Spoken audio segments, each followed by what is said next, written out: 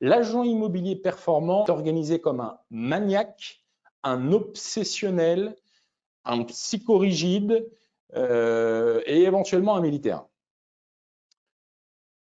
Je reprends mon exemple de tout à l'heure. Agent immobilier de la première catégorie, 5 transactions par an. Robert. Robert, il pense en journée de travail, voire même, il pense en journée de travail. Aujourd'hui, je vais faire ça, ça, ça. L'agent immobilier qui génère 10, 12 transactions à l'année, lui, il va penser en demi-journée de travail. Ce matin, je vais faire ça, cet après-midi, je vais faire ça, ça, ça.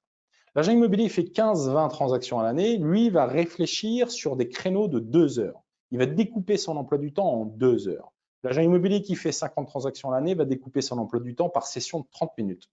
L'agent immobilier qui est un top gun, un tueur à gages, il va découper sa journée par tranche de 15 minutes. Je me rappelle quand j'ai débuté dans cette profession, j'avais d'ailleurs un manager qui était absolument farfelu, maniaque, obsessionnel, militaire, je crois que c'est un ancien militaire, mais je pense qu'il doit être en prison à l'heure actuelle. Dans son bureau, il avait installé un bip qui sonnait toutes les 15 minutes. Nous avions l'obligation, en notre qualité de salarié, d'avoir notre planning affiché devant le bureau. Toutes les 15 minutes, le bip résonnait. L'objectif, c'était de s'assurer que nous étions dans les clous par rapport à notre planification, par rapport à notre planning.